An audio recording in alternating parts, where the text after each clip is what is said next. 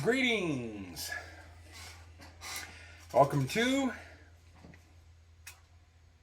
instead of calling this an unboxing, because obviously I'm not unboxing this, we're gonna call it playing other people's shit. Volume 2, I think, right? 3? Maybe 3. Yeah, because I did that Schecter of my friend Chris's. I did PRS, Robin's PRS. This is Robin's Jackson. It is a Jackson Dinky Archtop Js22-7 DKA HT. And sorry, I don't know why they have to put a zillion numbers and letters in guitar names and titles nowadays. It's just ridiculous. So anyway, good Saturday morning to you. This is just coffee. There's no Irish cream in it. There should be, right? Right.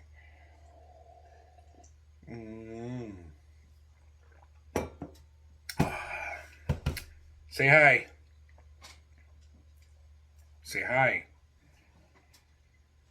I don't know why I expect him to say anything. He's never ever gonna say anything. So he's just a quiet saying.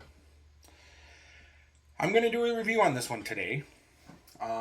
I played this a while ago when she first got it. I don't remember how long it was, maybe December, something like that. But this is pretty much exactly like my King V JS22-7. So about the same price too, although my King V I think was $50 more. This retails for around $199. She actually got it for like $150. Brand new. So I really liked it, and this guitar right here is what inspired me to get my 7 strings. So we're going to take a good look at this. It's been a while, so I wanted to re-review it and see if I still like it as much. It is a bolt-on. 4 bolts. See, ever since Troy and I did that, it's just dumb now. But I'm going to keep doing it anyway. So, let's see. This is her strap. It's a lovely strap, and she's got some cool strap locks on there. You just lift them and they slide right out, but they're super quiet. You can't even... Okay, well, I was going to say you can't even hear them, but I don't know. I like them. They're pretty cool. I might get some of these. So, look like they're easy to put on, too. Like, much easier than my Dunlops. Right here. These are what I keep putting on all my guitars. So, the push button kind. I like them, I do, and I've had them for years on some guitars, and the ball bearings actually don't seem to be giving out. Like I have on my old Jackson KV1 I've had since 1995 or 96.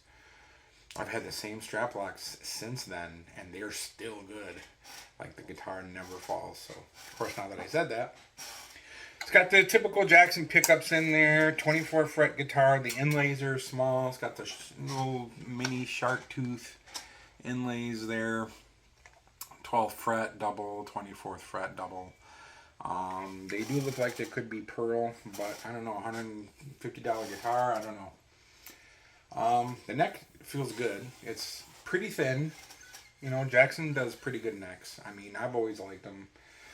I've always loved my Jackson neck. It's always been thin on my KB1. My new Jackson feels just like this one, actually. So it's pretty much, I think, the same guitar, except this is a Strat style body, and mine is a King V. Although I do think that Jackson pickups are different. They're definitely looking different. Mine do not look like these. So I don't know the models of the pickups because I don't even think it says what they are. But you can just research them. I mean, just look at them. I know people love to have specs. But I'm here just to play it and say what I think about it and see how it sounds. So, and as a result of that, oh yeah, I'm not going to record it like I usually do in my recording software. So you're just going to hear it out my speakers when I plug it into my amp. But the frets feel pretty good. There's a couple that are sticking out a little bit. They're just slightly snagging my finger. It's not bad. I'm kind of surprised because mine doesn't have that. Maybe that's for the $50 it's coming from. But I mean, it's not snagging bad. It's not going to hurt, you know. Like right in here, there's a couple that are catching me. But other than that, you know, the nut is straight.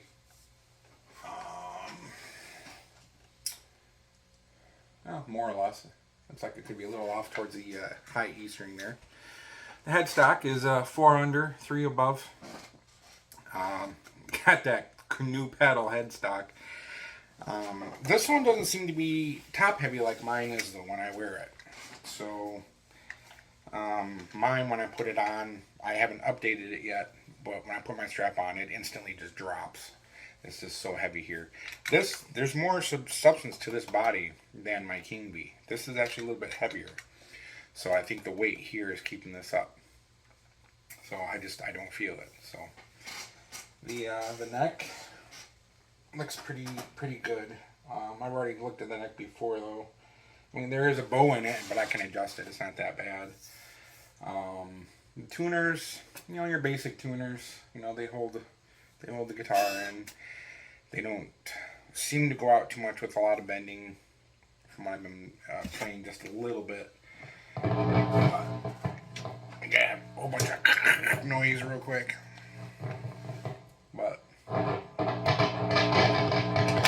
going to try and make this kind of a quick Saturday morning video. And maybe she'll eventually bring her Gretsch over here and I can review her Gretsch. Because she has an awesome old Gretsch. Well, not old, but I don't know what model it is because I'm not familiar with Gretches that much. But so, first question, and kind of only question is, will it chug?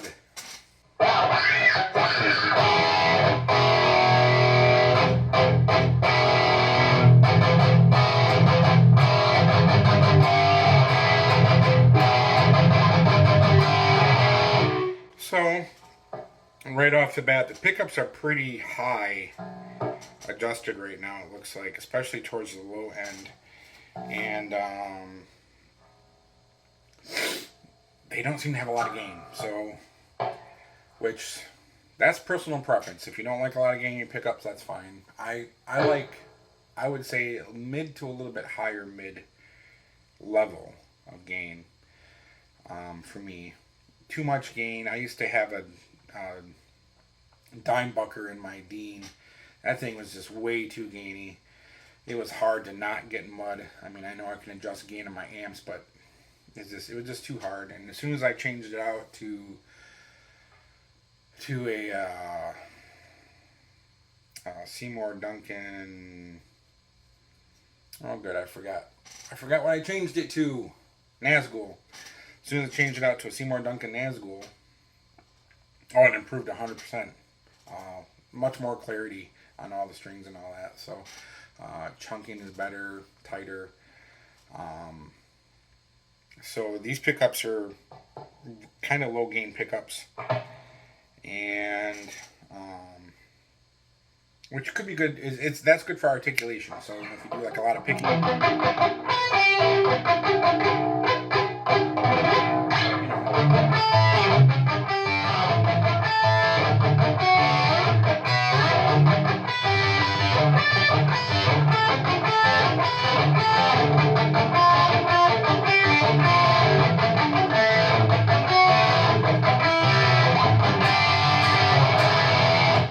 Stuff like that, you know, or, you know, one of the main riffs I use for articulation check on pickups and guitars is the Ain't Talking About Love.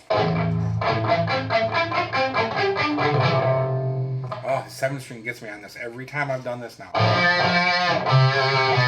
I'm still getting used to that 7th string.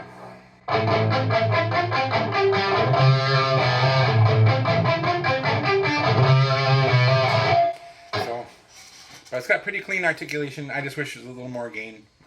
I could always add more in my amp, which to make up for it, which is not a big deal. I just don't want to do that when I switch guitars, like on a stage or something. You know, I kind of like to have them somewhat even.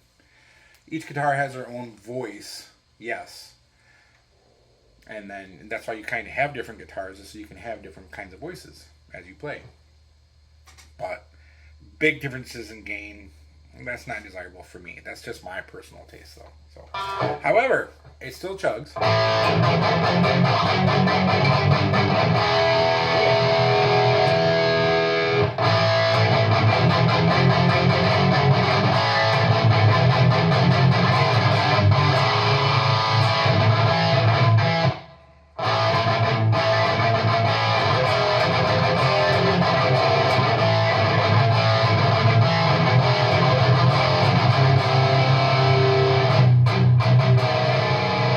See, this guitar has an excellent low B string chug. This is tuning standard right now. So this is what made me fall in love with it. This guitar made me fall in love with 7 strings, because this bottom chug is so clean and clear.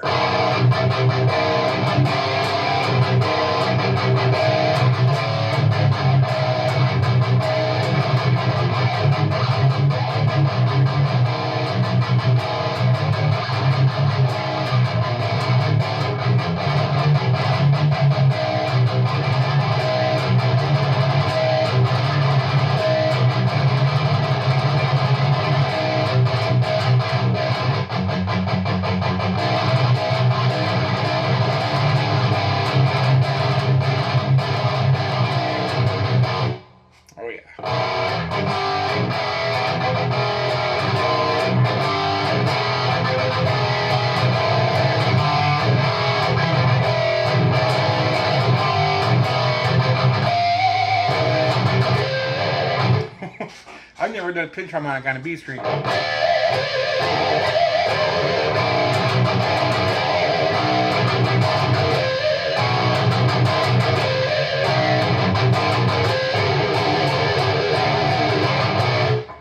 Alright, so let's do some neck pickup work.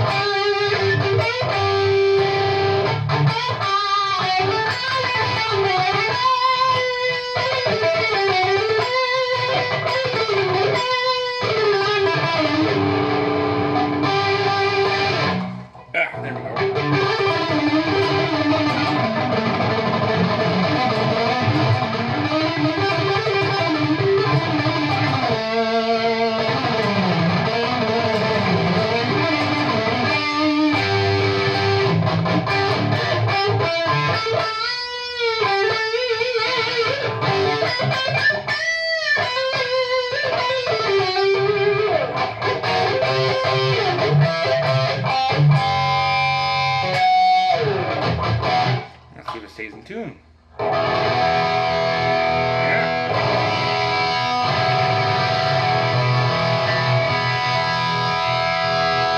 That's really good. That stays right in tune.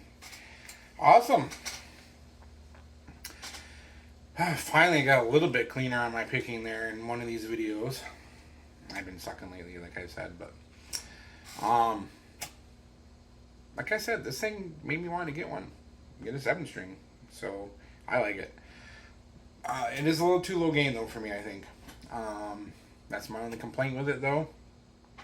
The frets feel good, aside from a little bit of catching down here. Neck feels good. There was no body damage to it. I've already inspected that. I'm not going to go through all that with you guys. It came clean and damage free. Even all the points up here, even everything's good. I would, if this would be another project guitar for me, and she said she's going to do the same with it. It's going to be a project guitar for her too. Change the tuning keys and pickups and electronics probably. And on my King V, I'll probably change the neck, just because on my King V, the thing is just so weighted down. I might install some kind of metal inside the body on my King V to keep the headstock from dipping. This doesn't have that problem. So, I mean, right? And Troy loves it when I do this. He thinks this is a good stage move. So, and I don't have my belly starting to shrink too, as you can see, with the diet that I've been doing. You know, it's not pushing the guitars that I play way out here like this anymore, because usually it's sticking out so much that the guitars aren't sitting flat, they're pushed out like this. So I'm, you know, trying to play, and, you know, here it's actually down where it needs to be.